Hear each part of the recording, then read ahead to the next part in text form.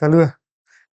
Good morning, good afternoon, good evening. आपका स्वागत है पीवी क्लासेस में। मैं आशा करता हूँ कि आपकी पढ़ाई अच्छी चल रही होगी। हम 5 आयोग पढ़ चुके हैं जो भी हमारे सिलेबस में आते हैं। जो भी फोर्थ ग्रेड से लेकर आरएस तक जितने भी मैंने सिलेबस देखे हैं उनमें बस ये 5 आयोग पूछते हैं। एक वित्त आयोग बचता है जो कि हम पीआरआई में पढ़ेंगे। और अगला अपना टॉपिक पीआरआई है, पंचायती राज संस्था स्थानीय निकाय का भाग होता है। ठीक है, तो अपन चालू करते हैं।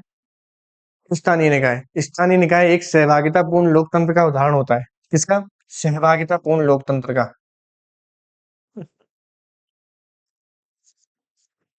सहभागिता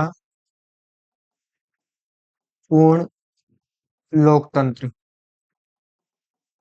सहभागिता पूर्ण लोकतंत्र क्या होता है? ऐसा लोग देखो, लोकतंत्र में क्या होता है कि या तो जनता सीधा शासन चलाती है या जनता प्रतिनिधि चुनती है, जिनके माध्यम से शासन चलता है। भारत में क्या है कि भारत में जनता प्रतिनिधि चुनती है और वो जाके विधानसभा या लोकतंत्र या राज्यसभा में, सॉरी, लोकसभा या राज्यसभा में जाकर बैठते हैं और वो कानून बनाते हैं और उसके द्वारा देश का संचालन होता है। ठीक है। लेकिन सहभागितापूर्ण लोकतंत्र में क्या होता है कि जनता को पावर दी जाती है कि वो अपने संबंध में नीतियां बनाए, कानून बनाए, एक्ट बनाए या जो भी विकास योजनाएं वह बनाए तथा उनका क्रियान्वयन करे। तो स्थानीय निकाय का लाने का उद्देश्य यही है कि सहभागितापूर्ण लोकतंत्र को स्थापित किया जाए। ठीक है, अच्छी राइटिंग में लिख लेता हूँ मैं इसे। किस किस में लाया जाए? सहभागितापूर्ण लोकतंत्र लाने का स्थानीय निकाय को लाने का उद्देश्य क्या है? सहभागितापूर्ण लोकतंत्र को स्थापित करना। सहभागिता पूर्ण लोकतंत्र को लाना। इसका उद्देश्य है, पहला स्थानीय निकाय कब गठित किया गया था? तो 1687 में मद्रास, भारत का पहला स्थापित स्थानीय निकाय था। 1882 में इसके संबंध में लॉर्ड रिपन,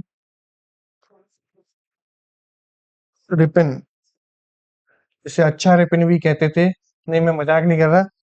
आप जब वो इंडियन हिस्ट्री पढ़ते हो तो लॉर्ड रिपन का आप एक नाम पढ़ते हो, अच्छा रिपन। लॉर्ड रिपन कानून लाया था स्थानीय निकायों को गठित करने के लिए। इसको इसलिए इसको जनक कहा जाता है। स्थानीय निकायों का क्या कहा जाता है? जनक कहा जाता है। तथा स्थानीय निकाय राज्य सूची का 5वें नंबर का विषय है।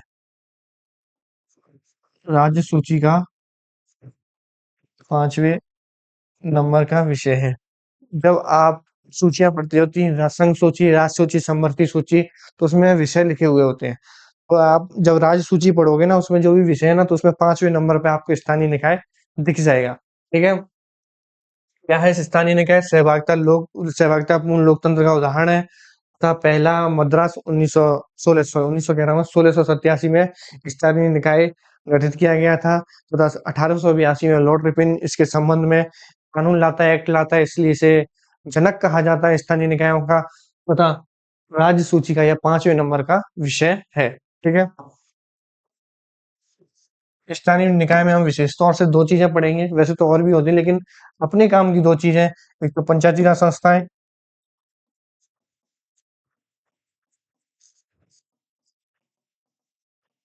दूसरा नगरीय निकाय।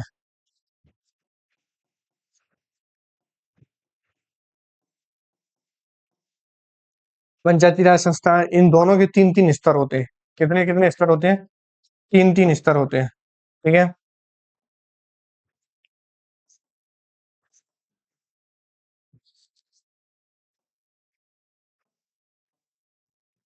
जिला परिषद,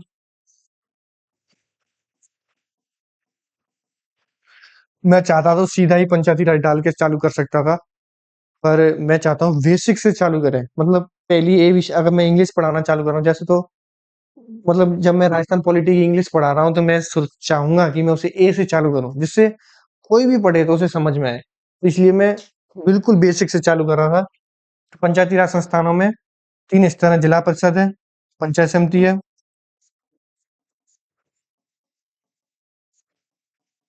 ग्राम पंचायत। इसमें भी 3 स्तर होते हैं। नगर निगम,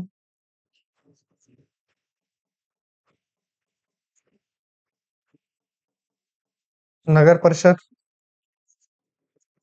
और नगर पालिका।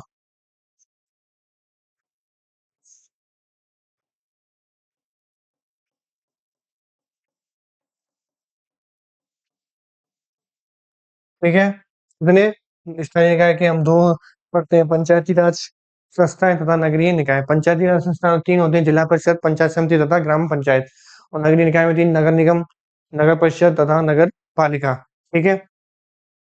पंचायती राज संस्थान मतलब ग्राम पंचायतों के गठन होने का उल्लेख मूल संविधान मतलब जब हमने 1950 में जब लागू किया था, तो उस टाइम पे भी 40वें अनुच्छेद हम डीपीएसपी पढ़ते हैं, नीति निर्देशक तत्व, तो उसके अनुच्छेद 40 को पढ़ते हैं ना, तो उसमें उल्लेखित है कि हमें पंचायती राज संस्थानों का गठन किया जाना चाहिए तथा उन्हें सशक्त करना चाहिए। ठीक है?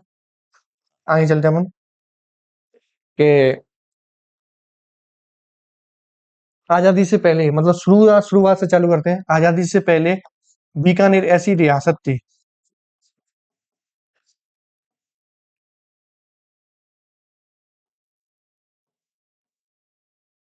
1928 में जिसने ग्राम पंचायतों को वैधानिक दर्जा दिया था। कैसा दर्जा दिया था? वैधानिक दर्जा दिया गया था। अगर आप इस बार के आरएस प्री को उठाएंगे, जो कि अब तक का सबसे कठिन आरएस प्री माना जाता है, आप उसको उठाएंगे तो उसमें एक क्वेश्चन आया था कि आजादी से पहले ऐसी कौन कौन सी रियासतें थी जहां पर पंचायती राज संस्थानों को मान्यता प्राप्त थी या उनको वैधानिक दर्जा प्राप्त था। जब हम पढ़ते थे ना, तो तब इस ये आता था कि सिर्फ इतना ही लिखाते थे कि बीकानेर में ये पहली संस्था का गठन किया गया था। लेकिन पता नहीं मेरे उस टाइम पे क्या आया था दिमाग में कि मेरे को कि और भी तो जगह होंगी, तो वो मैंने लिख ली थी। और इस बार वही क्वेश्चन में छपा था, मेरा भाग्य था। तो मैं वो बताता हूँ। एक तो जयपुर, उदयपुर, जोधपुर, सिरोही। ये ऐसी रियासतें थी जहां पर आजादी से पहले ग्राम पंचायतों को वैधानिक दर्जा प्राप्त हो रखा था। जब भी आप कोई चीज याद करा करो ना, तो कोशिश किया करो कि उन्हें मैप के माध्यम से याद करें। क्योंकि जब भी हम कोई चीज याद करते हैं, तो वो एक पिक्चर के थ्रू हमारे दिमाग में स्टोर होती है। तो इसलिए कोशिश करा करो कि पिक्चर के थ्रू हम इसे लें। जैसे इधर जोधपुर होता है, इधर जयपुर होता है, इधर उदयपुर होता है, यहाँ सिरोही होता है। ठीक है? 4 ऐसी रियासतें थी जहाँ पर आजादी से पहले भी ग्राम पंचायतों का गठन हो रखा था, वैधानिक दर्जा प्राप्त था। ठीक है? अब हम चलते हैं कि पंचायती राज संस्थानों के 73वें संविधान संशोधन के द्वारा इनकी स्थापना या इन्हें संवैधानिक दर्जा प्राप्त था। लेकिन ये रास्ता किसके थ्रू होते हुए आता है, उसके संबंध में शुरुआत से लेके 73वें संविधान संशोधन तक हम पढ़ेंगे। उसके संबंध में विभिन्न समितियों का गठन किया गया था। तो पहली जो समिति थी वो बलवंत राय मेहता समिति से ये बातें उठते हुए आती हैं। इसका गठन क्यों किया गया था? 1952 में 1952 में नेहरू जी ने ये इस समिति का गठन तो 1955 में हुआ था, लेकिन 1952 में सामुदायिक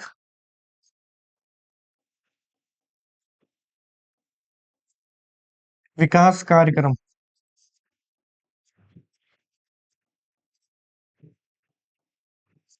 सामुदायिक विकास कार्यक्रम चलाए थे, लेकिन वो किसी भी कारणवश सफल नहीं हो पाए। वो क्या हुए? असफल हो गए। तो वो असफल क्यों हुए, वो सफल क्यों नहीं हुए, उसके कारण जानने के लिए इस समिति का गठन किया गया था। फिर इसने विभिन्न सिफारिशें दी थी। क्वेश्चन पूछता है वो कि बलवंत राय समिति की कौन सी सिफारिश नहीं थी या कौन सी सिफारिश थी। सिफारिश। ठीक है? बलवंत राय मेहता कमेटी जो 1955 में गठित हुई थी। 1952 में नेहरू जी के द्वारा सामुदायिक विकास कार्यक्रम चलाए गए थे, लेकिन वो सफल नहीं हो पाए। उनकी वो सफल क्यों नहीं हुए, उनके कारण को जानने के लिए बलवंत राय मेहता समिति का गठन किया गया था। उसने विभिन्न सिफारिशें दी थी। उसमें से सिफारिशें थी जैसे कि एक तो लोकतांत्रिक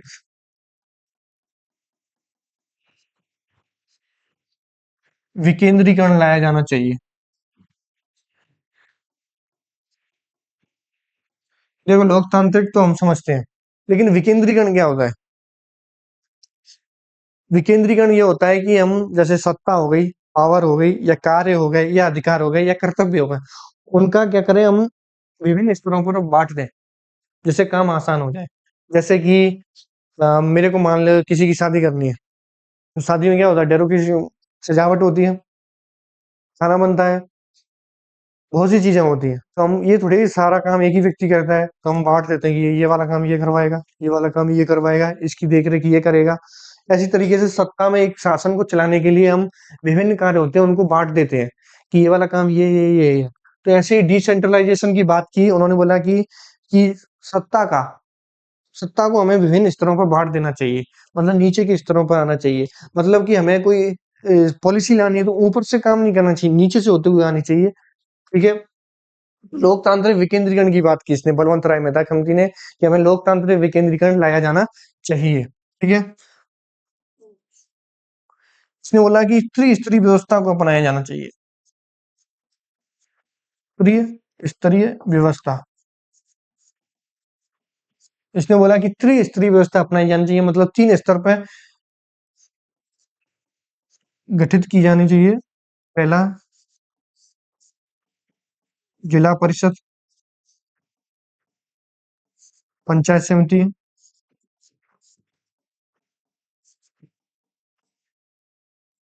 और ग्राम पंचायत।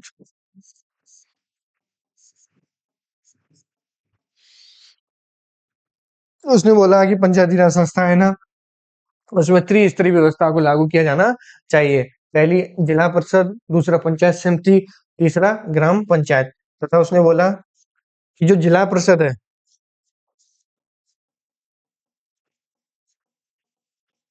जो अध्यक्ष है वो कलेक्टर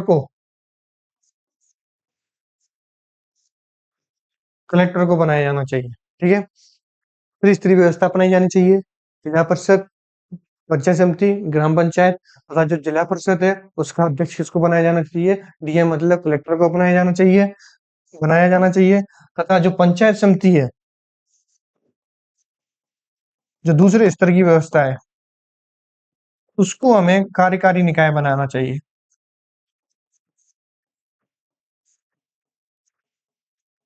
कार्यकारी निकाय बनाना चाहिए मतलब कार्यकारी निकाय क्या होता है? कार्यकारी निकाय मतलब कि क्या-क्या कार्य किए जाएँगे, क्या-क्या पॉलिसी बनाई जाएँगी, क्या-क्या विकास कार्यक्रम बनाए जाएँगे तथा उनको कैसे क्रियान्वित किया जाना चाहिए तथा उनका बजट क्या होना चाहिए तथा उस बजट को इम्प्लीमेंट कैसे किया जाना चाहिए। कौन-कौन लाभार्थी हैं उनकी कौन-कौन है उनको खोजना चाहिए। तो वो किस स्तर पे किया जाएगा? पंचायत समिति के स्तर मतलब सेकंड स्तर पे इसको किया जाना चाहिए, ठीक है? 1952 में सामुदायिक विकास कार्यक्रमों के असफल हो गए किए जा रहे थे, वो असफल हो गए तो 1955 में बलवंत राय मेहता समिति का गठन किया गया। उसने बताया कि ये चीज़ें नहीं है, इन-इन चीज़ों को किया जाना चाहिए। उन्होंने बोला कि एक तो लोकतांत्रिक विकेंद्रीकरण को सुनिश्चित किया जाना चाहिए तथा त्रिस्तरीय व्यवस्था को अपनाना चाहिए, जिसमें जिला परिषद, पंचायत समिति तथा ग्राम पंचायत होनी चाहिए तथा जिला परिषद का अध्यक्ष कलेक्टर को बनाया जाना चाहिए तथा पंचायत समिति को एक कार्यकारी निकाय बनाना चाहिए, ठीक है? तो इसके बाद नोट डाल के लिख लो 2 अक्टूबर 1959 में नेहरू जी ने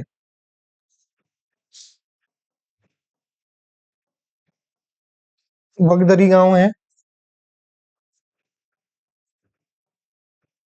बगदरी गांव कहाँ का है? नागौर का।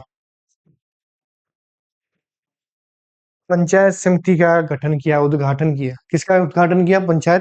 ग्राम पंचायत का उद्घाटन किया।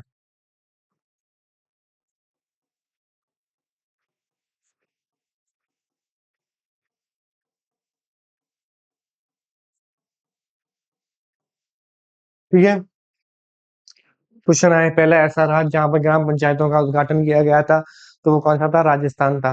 जिला कौन सा था? नागौर था। और नागौर में ही कौन सा गांव? बगदरी गांव। बगदरी गांव, नागौर के बगदरी गांव में पहली बार नेहरू जी के द्वारा 2 अक्टूबर 1959 को ग्राम पंचायतों का उद्घाटन किया गया। फिर उसी के 11 दिन बाद आंध्र प्रदेश ऐसा दूसरा राज्य बना जहां पर ग्राम पंचायतों का उद्घाटन किया गया। ठीक है, ये छोटी सी जानकारी है। 2 अक्टूबर को ही क्यों किया गया? 2 अक्टूबर को महात्मा गांधी जयंती पड़ती है तथा गांधी जी का मानना मानना था कि जो देश की जो आत्मा है और जो रियल जनता है, वो गाँव में निवास करती है तथा हम गाँव को अधिकार देने वाले थे। इसलिए 2 अक्टूबर 1959 को इन चीज़ों की स्थापना की, ठीक है? फिर आती है अशोक मेहता समिति। इसके 20 साल बाद 1977 1977 में अशोक मेहता समिति गठित की गई तथा उसने विभिन्न सिफारिशें दी। जैसे कि उसने बोला कि जो संस्थाएँ हैं, पीआरआई संस्थाएँ, पंचायती राज संस्था है, उसको संवैधानिक दर्जा दिया जाना चाहिए।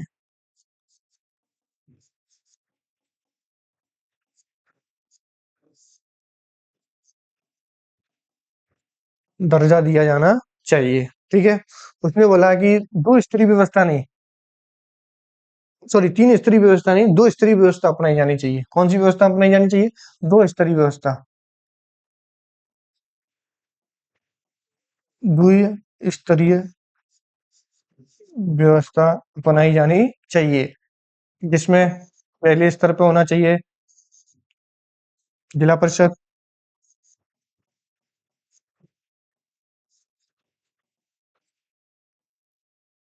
और दूसरे स्तर पे होनी चाहिए मंडल पंचायत।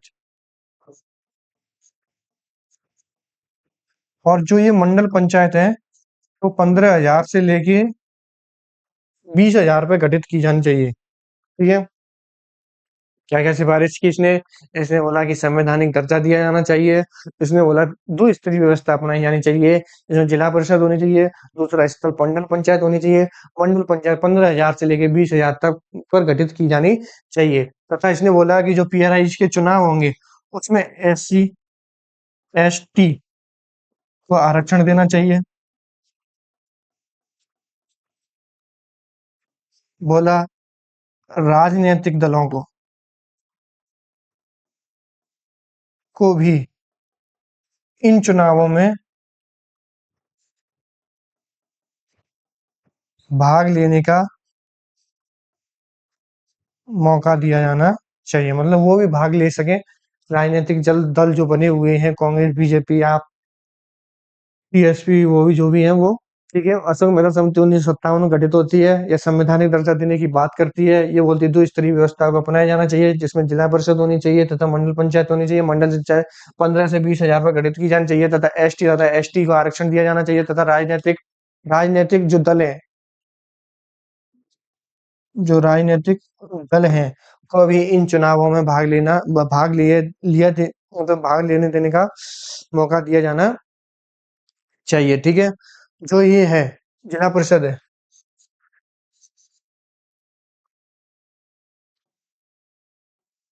ये 5वां पॉइंट।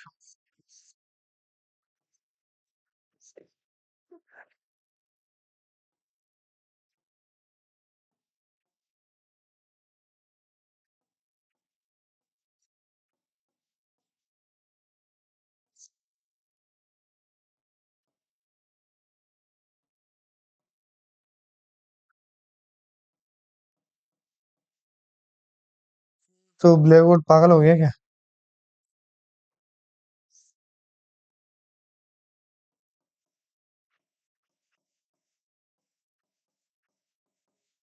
जिला परिषद है ना, उसका जो वो इसको कार्यकारी निकाय बनाना चाहिए।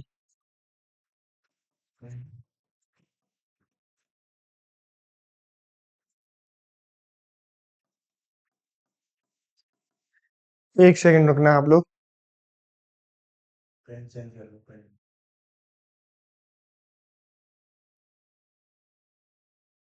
सॉरी, वो थोड़ी टेक्निकल खराबी आ गई थी, ठीक है? 5वां, उसने बोला था कि जो जिला परिषद होती है,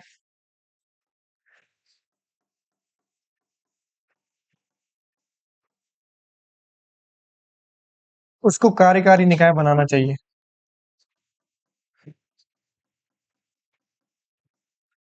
अभी हमने बलवंत मेहता समिति पढ़ी थी, उसमें हमने बोला था कि पंचायती राज संस्थानों को कार्यकारी निकाय बनाना चाहिए। वो बलवंत राय मेहता समिति ने कहा था, लेकिन अशोक मेहता समिति ने बोला कि जो जिला परिषद है ना, उसको कार्यकारी निकाय बनाना चाहिए। मतलब जो भी नियम, एक्ट, कानून जो भी है, वो सारे कौन करे? जिला परिषद के स्तर पे किया जाए। तो कलेक्टर क्या करेगा? कलेक्टर के 2 कार्य हो जाएंगे। कलेक्टर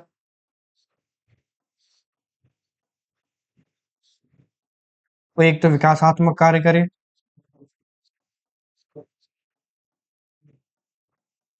दूसरा नियामकीय कार्य करे। ठीक है? कि विकासात्मक कार्य तो मतलब जो विकास से संबंधित कार्य है वो करे। नियामकीय कार्य क्या होते हैं? नियामकीय कार्य में 2 चीज़ें होती हैं। एक तो कानून एवं शांति व्यवस्था बनाए रखना, शांति एवं कानून व्यवस्था को बनाए रखना तथा राजस्व संग्रहण से संबंधित जो भी कार्य होते हैं, वो भी नियामकीय कार्य कहलाते हैं। ठीक है? कलेक्टर के कार्यों को 2 भागों में बाँट देना चाहिए, विकासात्मक कार्य तथा नियामकीय कार्य, तथा जिला परिषद को एक कार्यकारी समिति का गठन किया जाना चाहिए, मतलब कार्यकारी निकाय बना दिया जाना चाहिए, तथा पंचायती राज मंत्री की नियुक्ति की जानी चाहिए। पंचायती राज मंत्री की नियुक्ति की जानी चाहिए। तथा इन्होंने बोला कि एक लेखा परीक्षक की भी नियुक्ति की जानी चाहिए। लेखा परीक्षक अधिकारी की नियुक्ति की जानी चाहिए। लेखा परीक्षक क्या करेगा? वही कि कोई योजना बन रही है तो उसमें कितना पैसा लगेगा, कितना लग सकता है, उसका पूर्वानुमान लगाएगा, तथा खर्च क्यों हुआ है, कितना खर्च हुआ है, सही खर्च हुआ है कि नहीं हुआ है, ये सारी चीजें कौन देखेगा? लेखा परीक्षक अधिकारी देखेगा। तो अशोक मेहता समिति ने क्या क्या सिफारिश है कि 1917 में इसको गठित किया गया था, तथा इससे संवैधानिक दर्जा देने की इसने बात की, तथा द्विस्तरीय व्यवस्था अपनाने की बात की, जिसमें जिला परिषद होनी चाहिए तथा मंडल पंचायत होनी चाहिए। मंडल पंचायत में 15,000 से लेके 20,000 रुपए गठित की जानी चाहिए, तथा एससी तथा एसटी को इनके चुनावों में आरक्षण दिया जाना चाहिए, तथा राजनीतिक दलों को भी इन चुनावों में भाग लेना चाहिए। तथा 5वां क्या? जिला परिषद को इसको कार्यकारी निकाय बनाना चाहिए, तथा कलेक्टर के कार्यों को 2 भागों में बांट देना चाहिए, विकासात्मक कार्य तथा नियामकीय कार्य, तथा पंचायती राज मंत्री की नियुक्ति की जानी चाहिए, तथा लोक लेखा परीक्षक अधिकारी की भी नियुक्ति की जानी चाहिए। ये इसने क्या की थी? सिफारिशें की थी। ठीक है? आगे चलते हैं हम जेवी के राव समिति। इसी समिति को कार्ड समिति भी कहते हैं। कौन सी समिति? कार्ड समिति भी कहते हैं। इसको गठित 1985 में इसको गठित किया गया था। इसने इस समिति के बारे में एक लाइन लिख लेना कि ये वो समिति है। इसने बोला था कि जो पंचायती राज संस्थानें हैं या जो स्थानीय निकाय है, वो बिना जड़ की घास है।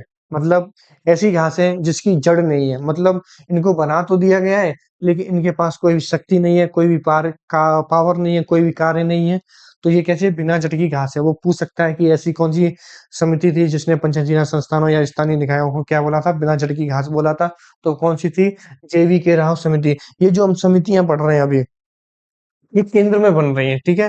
राज्य में बनने वाली समितियां हम बाद में पढ़ेंगे। ठीक है? जेवी के राव समिति, जिसे कार्य समिति भी कहते हैं, 1985 में गठित हुई थी। और इसमें जो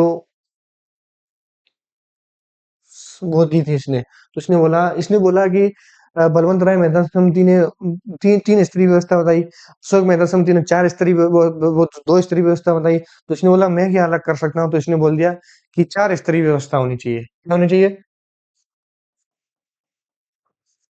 4 स्तरीय व्यवस्था होनी चाहिए। पहले स्तर पे राज्य परिषद होनी चाहिए। दूसरे स्तर पे जिला परिषद होनी चाहिए।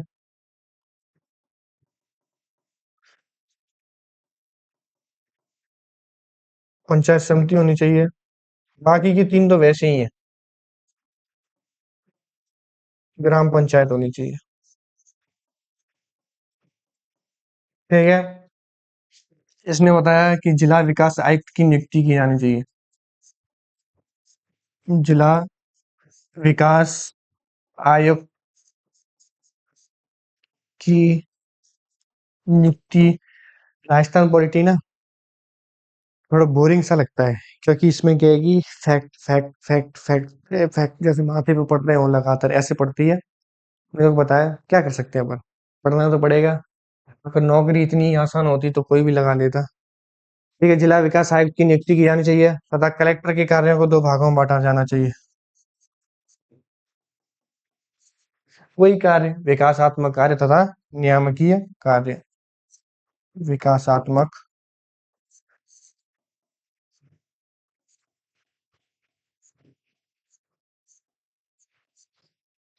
कार्य तथा इन्होंने बोला जो कार्यकाल होना चाहिए वो 4 साल का होना चाहिए। मतलब चुनाव करके जो भी लोग नियुक्त होंगे उनका कार्यकाल कितना होना चाहिए? 4 साल का होना चाहिए। ठीक है, क्या क्या सिफारिशें दी जैविक राव समिति, जैसे कार्ड समिति भी कहते हैं कि 1985 में ये गठित हुई थी तथा इसने बोला कि 4 स्तरीय व्यवस्था को बनाया जाना चाहिए, राज्य परिषद, जिला परिषद, पंचायत समिति तथा ग्राम पंचायत। तथा इसने बोला कि जिला विकास आयुक्त की नियुक्ति की जानी चाहिए और इसने बोला कि कलेक्टर के कार्यों को 2 भागों में बाँटा जाना चाहिए, जो कि अशोक मेहता समिति ने भी बोला था। विकासात्मक कार्य तथा नियामकीय कार्य तथा इन्होंने बोला जो चुनाव होंगे तो लोग पहुंचेंगे तो उनका कार्यकाल कितना होना चाहिए? 4 साल होना चाहिए। ठीक है, तथा वो कथन मैंने बताया कि इसने क्या बोला था? पंचायती राज संस्थानों तथा स्थानीय निकायों को बिना जड़ की घास बोला था। ठीक है, आगे चलते हैं अपन।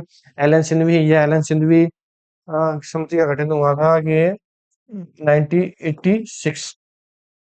यह एलन सिंघवी वही है जिसने लोकपाल तथा लोकायुक्तों का नामकरण किया था। जब आप मैंने लोकपाल लोकायुक्त पढ़ाए थे तब मैंने बोला था कि ये वही एलन सिंघवी है। तो इनको भी पंचायती राज संस्थानों के संबंध में अपनी राय पेश करने के लिए नियुक्त किया गया था। तो इन्होंने सिफारिशें की थी तथा इन्होंने बोला था कि देखो इन्हें संवैधानिक दर्जा दिया जाना चाहिए। क्या दिया जाना चाहिए? संवैधानिक दर्जा। मतलब संविधान में इनका उल्लेख किया जाना चाहिए, इनको जोड़ा जाना चाहिए। ठीक है, अशोक मेहता समिति में मैंने पहली लाइन लिखाई थी कि इन्हें भी संवैधानिक दर्जा देने की बात की। एलन सिंघवी ने भी संवैधानिक दर्जा देने की बात की। लेकिन आपके पास क्वेश्चन आता है कि ऐसी कौन सी समिति थी जिसकी सिफारिश पर स्थानीय निकाय पीआरआईज को संवैधानिक दर्जा देने, पीआरआईज को पंचायती राज संस्थानों को संवैधानिक दर्जा दिया गया? तो आप कौन सा टिक करोगे, अशोक मेहता समिति या एलन सिंघवी? आपको टिक करना है एलन सिंघवी। ठीक है, सरकार ने देखो बात तो दोनों ने बोली थी, अशोक मेहता ने तथा एलन सिंघवी ने, लेकिन सरकार ने किसकी मानी थी? एलन सिंघवी की मानी थी। ठीक है, देखो अगर ऐसे क्वेश्चन बनता है कि ऐसी कौन सी समिति है जिसने संवैधानिक दर्जा देने की बात की थी और उसमें अशोक मेहता समिति तथा एलन सिंघवी आती है, तो दोनों सही है। लेकिन ये क्वेश्चन है कि सरकार ने किसकी सिफारिश पर संवैधानिक दर्जा दिया था? तो हमें किसको टिक करना है? एलन सिंघवी को टिक करना है। ठीक है,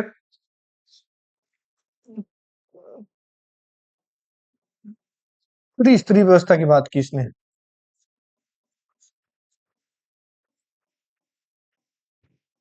त्रिस्तरीय व्यवस्था वही जिला परिषद, पंचायत समिति, ग्राम पंचायत। आप लिख लेना। ठीक है, यहाँ लिख लेना आप तीनों क्या क्या बात लिखो। तथा इसने बोला कि जो कार्यकाल होगा वो कितना होना चाहिए? 5 साल होना चाहिए। कितना होना चाहिए? 5 साल होना चाहिए। तथा इसने बोला कि हमें राज्य निर्वाचन आयोग का गठन करना चाहिए, जो कि पीआरआई के क्या करवाएगा? चुनाव करवाएगा। इसने बोला कि हमें राज्य वित्त आयोग का गठन करना चाहिए, जो कि पंचायती राज संस्था किस तरीके से वित्त से संबंधित कार्य करेगी, उनका संबंध में कौन कार्य देखे? राज्य वित्त आयोग देखे। तथा उन्होंने बोला कि पीआरआई के संबंध में विशेष न्यायाधिकरण की स्थापना भी की जानी चाहिए। किसकी? विशेष न्यायाधिकरण की। ठीक है, 6 सिफारिशें हम पढ़ते हैं। एलन सिंघवी ने 1986 में संवैधानिक दर्जा देने की बात की तथा त्रिस्तरीय व्यवस्था की बात की तथा कार्यकाल 5 साल होना चाहिए तथा इसने राज्य निर्वाचन आयोग के गठन होने की बात की तथा इसने राज्य वित्त आयोग के गठन होने की बात की तथा पीआरआई हेतु विशेष न्यायाधिकरण होने की बात भी की थी। ठीक है,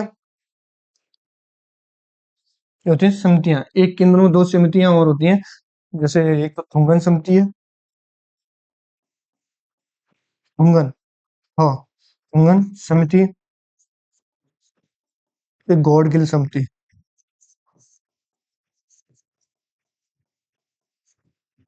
ठीक है, एक तो थुंगन समिति की स्थापना की थी, जो थुंगन समिति की भी एक थुंगन समिति गठित की गई थी, एक गॉडगिल समिति भी गठित की गई थी। ठीक है, क्रम से याद कर लेना, क्या पता वो पूछ ले।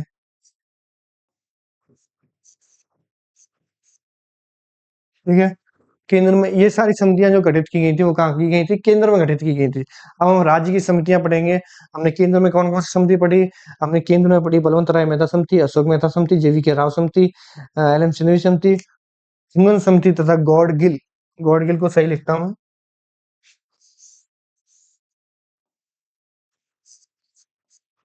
गॉडगिल।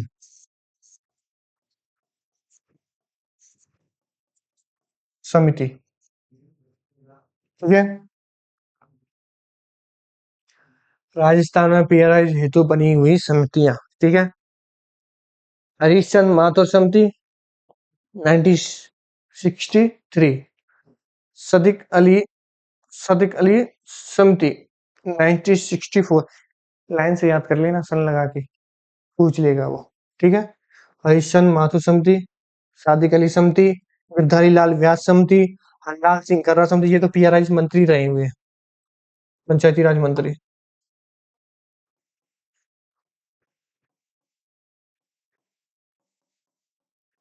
जो हरलाल सिंह जो खर्रा है, जो समिति बनी थी, उनके आगे समिति नहीं लिखी, आप लिख लेना। गिरधारी लाल व्यास समिति 1973, हरिलाल हरिलाल सिंह खर्रा समिति 1990। तो ये हरिलाल जो सिंह खर्रा जी थे, ये पंचायती राज मंत्री भी रहे हुए हैं।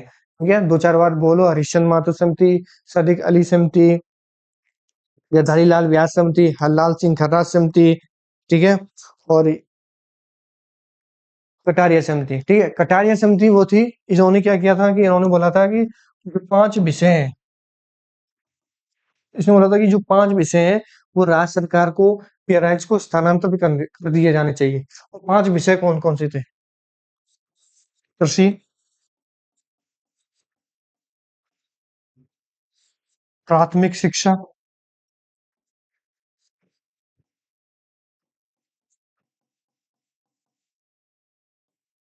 प्राथमिक स्वास्थ्य,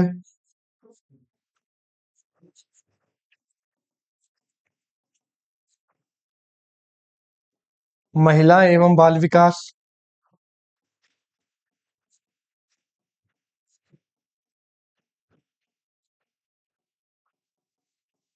5वां था सामाजिक न्याय एवं अधिकारिता।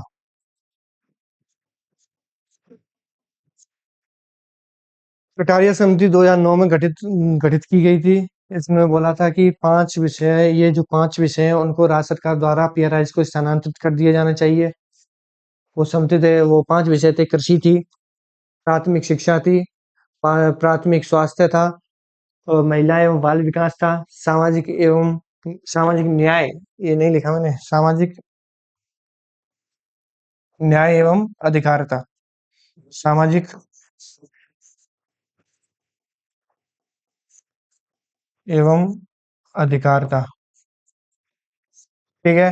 वीएस व्यास समिति, जो लास्ट समिति का गठन हुआ था, ये समिति 2010 में गठित हुई थी। इसी ने बोला था कि एक ग्राम सचिवालय का बनाया जाना चाहिए।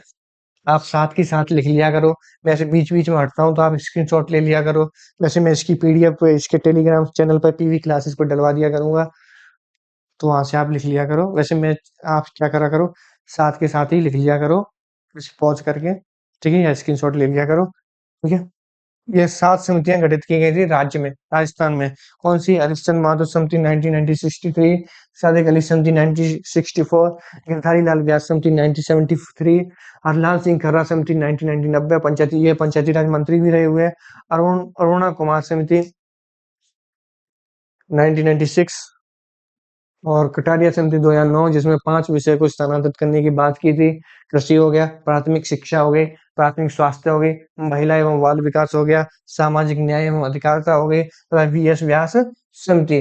ठीक है। ये तो क्या थी, सारी समितियां पढ़ी थी अब तक हमने कि इनको लेके कौन कौन सी समिति गठित हुई थी। तो पीआरआई थोड़ा बड़ा टॉपिक है, अलग अलग पार्टों में आएगा। ठीक है। इससे आगे हम अगली वीडियो में पढ़ेंगे। मैं आशा करता हूँ कि आप पढ़ाई करो और इसे याद करो जब तक हम अगली वीडियो आए। तब तक आपको याद कर लो 3-4 बार 3-4 बार 1 बार देखो, 2 बार देखो, 3 बार देखो, 4 बार देखो, आपको याद हो जाएगा, ठीक है? कोई बड़ी बात नहीं है, ठीक है? सब याद करते हैं जिसने भी पेपर पास किया होगा या जिसने मान के चलो मैं भी पढ़ा रहा हूँ, तो मेरे को भी तो याद है तो मतलब याद तो होता है इंसानों को। मैं तो सच में बहुत मंदबुद्धि व्यक्ति हूँ, फिर भी मेरे को याद है, तो आप लोगों को तो याद हो ही जाएगा, ठीक है? हम मिलते हैं अगली क्लास में। धन्यवाद।